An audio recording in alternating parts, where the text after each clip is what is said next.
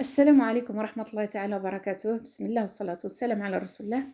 غادي نحضر معكم فطائر في المقلة، عرفتي راه كيجيو رائعين، واحد المذاق ما تشبعش منه. بسم الله. عندي هنايا درت بيضة، وغادي ندير كيس ديال الفاني،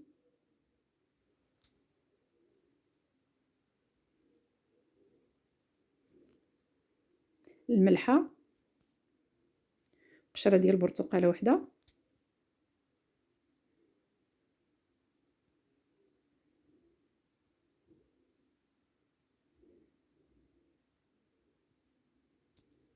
معلقة ديال الخميرة ديال الخبز، معلقة ديال السكر سنيدة،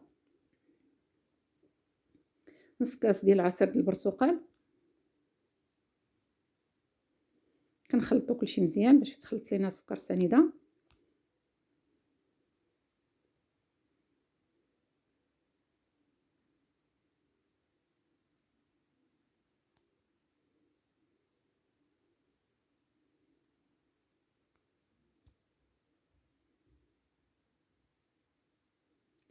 غادي نزيد 225 غرام ديال الدقيق ديال الفرص.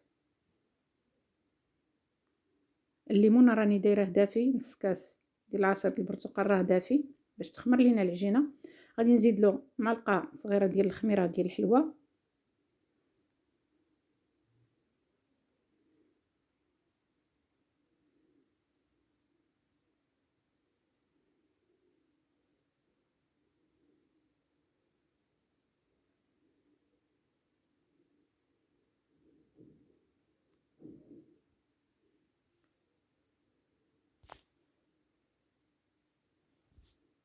كنزيد لها معلقه كبيره عامره ديال الزبده، واما بالغرام 40 غرام.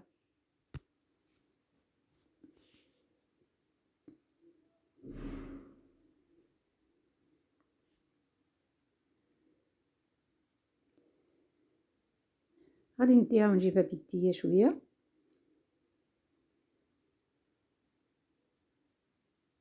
نتوما كتشوفوا العجينه كتكون رطبه في يدينا، ما كتكونش قاصحه.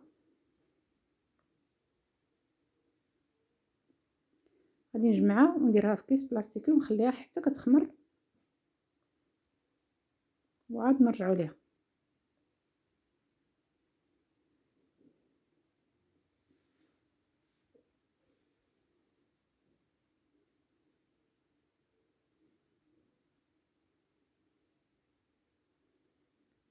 صافي نتوما كتشوفوا ضاعف الحجم ديالها، خمرات.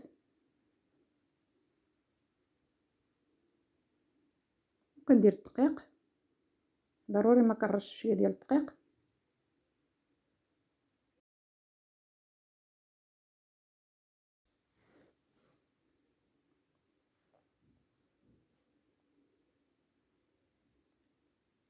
وكنطلقوها بالمدلك، هي ما كنطلقوهاش رقيقه بزاف.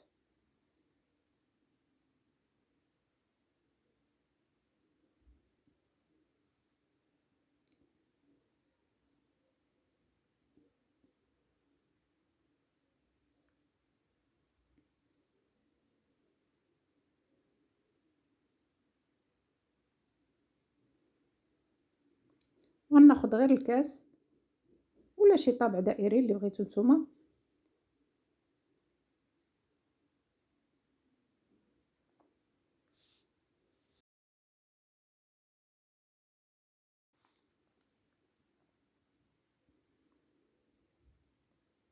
كنجمع هاد العجينه عاوتاني حتى كنولي نعاود نطلقها.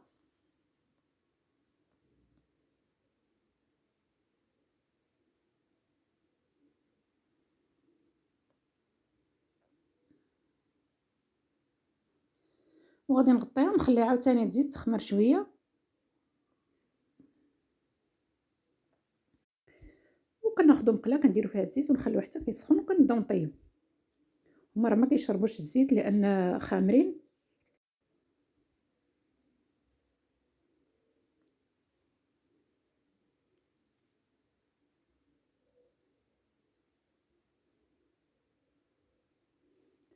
كنخليو غير كيبداو يتنفخو كنبقاو نقلبوهم، ما كنخليهمش حتى كيتحرقوا من جهه واحده.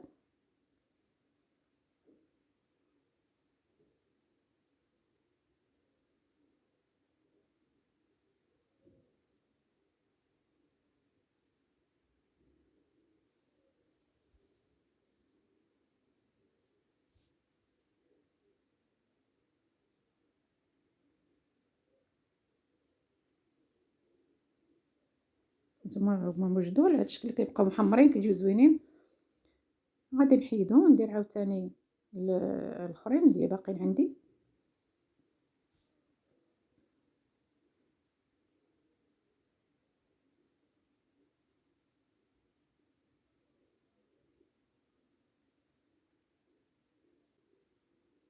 نتوما كتشوفوا كي كيجيو راه كيجيو واعرين هشاش.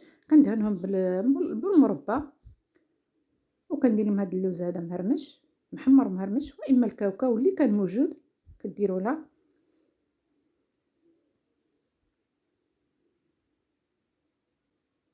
هانتوما تشوفوا كي جايين كيجيو خاويين من الوسط.